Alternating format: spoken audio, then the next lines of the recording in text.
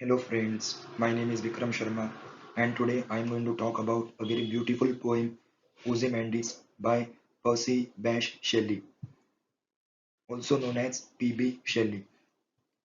He is one of the younger romantic poets, or you can call him the late romantics, and a friend and contemporary of Lord Byron. Romanticism was a literary movement in late 18th century of England. There is a significance of this title Ozymandias. Ozymandias is what the Greeks called the Egyptian pharaoh Ramesses II. He thought the name was flattering, so he decided to use it. Ozium means breath or air, and mandate means to rule. In other words, it is a name that implies power.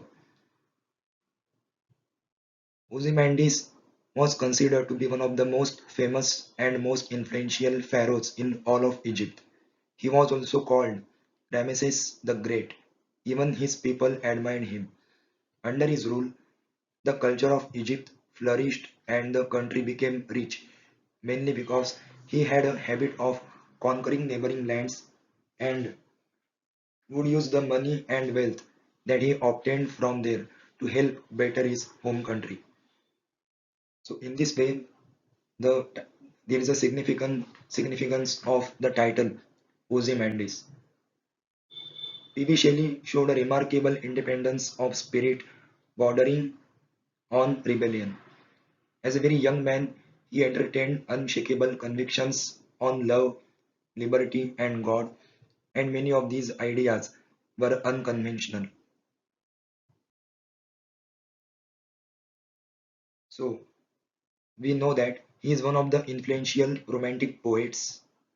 Also, he is well known for using lyrical charm, idealistic spirit, and nature's beauty in his poems.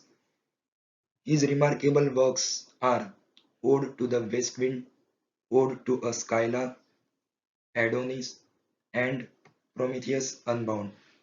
These are some of the major works of P.B. Shelley.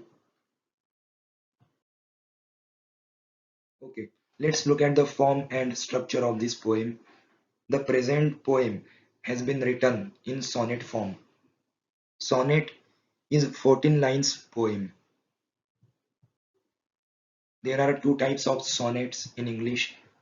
The first one is Shakespearean sonnet and the second type is known as the Petrarchan sonnet.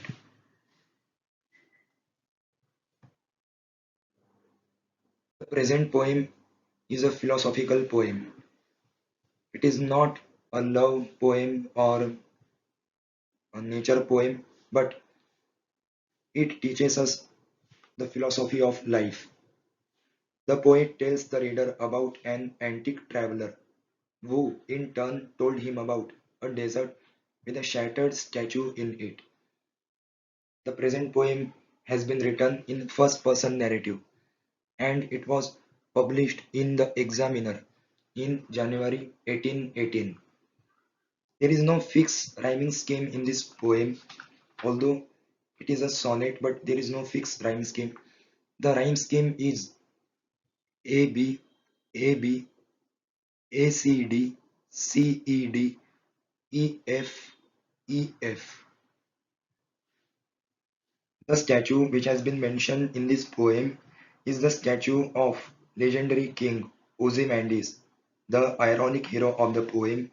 In antiquity, Ozymandias was another name for the Egyptian pharaoh Ramses II.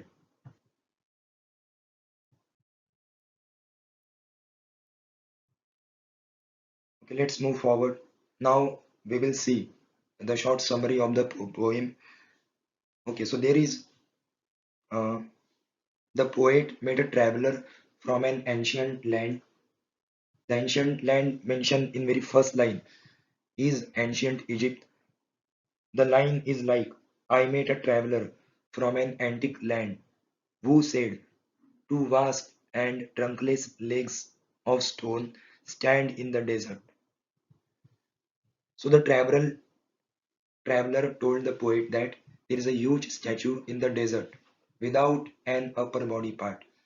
Only two legs are standing on the pedestal, and the head of the statue has been half sunk in sand.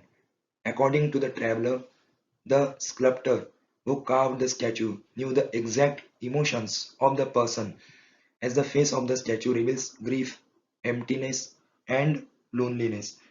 As in the poem, we can see the poet is saying that near them on the sand, half sunk, a shattered visage lies, whose frown and wrinkled lip and sneer of cold command tell that its sculptor well those passions read, which yet survive, stamped on these lifeless things, the hand that mocked them, and the heart that fed. And on the pedestal, these words appear. The traveler further reveals the name of that person whose statue was built, as on the pedestal of the statue, these lines were written. My name is Ozymandias, and I am the ruler of rulers. But nothing has remained, as the poet is saying that nothing beside remains round the decay of that colossal wreck, boundless and bare. The lone and level sands stretch far away. So the glory and fame of Ozymandias have gone, and around the decaying ruin of the statue, nothing remains but the lone and level sands which stretch out around it. Okay, let's see the figures of speech used in this poem. So the first figure of speech is alliteration. Alliteration is repetition of a sound or letter at the beginning of multiple words in a sentence. The example of repetition is cold command and boundless and bare. In cold command, there is a repetition of sound k, and in boundless and bare, there is a repetition of sound b. The second figure of speech is apostrophe. An apostrophe is a poetic device where the writer addresses an exclamation to a person or thing that is not present. So, for example, in Ozymandias, the apostrophe occurs in the inscription on the statue's pedestal. Look on my works, ye mighty, and despair.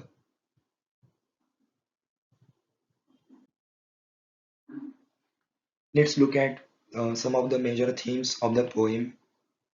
The major and striking theme of the poem is all power is temporary, no matter how prideful or tyrannical a ruler is. There are some other themes in this poem like futility of life, power of nature, and art are some other important themes of this poem. Regarding the power of nature, the poet is saying that against the power of nature, humankind is nothing, and the forces of nature have wrecked the statue of Ozymandias, swept away all of his works. Like in the last lines, or you can say the couplet of this poem, the poet said, round the decay of that colossal wreck, boundless and bare, the lone and level sand stretch far away. So in this way, the poet is trying to describe the futility of life.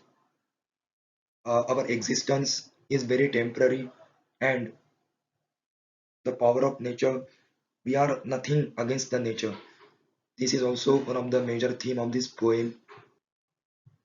And there is the illusion of power.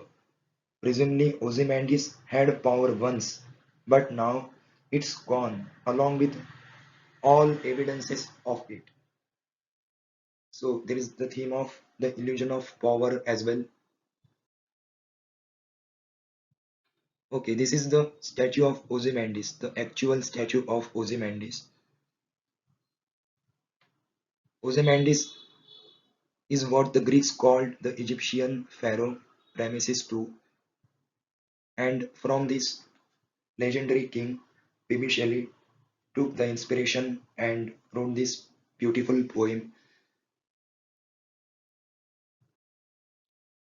I hope you have understood the major themes, the structure, and the summary of this poem. Thank you so much for listening. Have a wonderful day ahead. Thank you.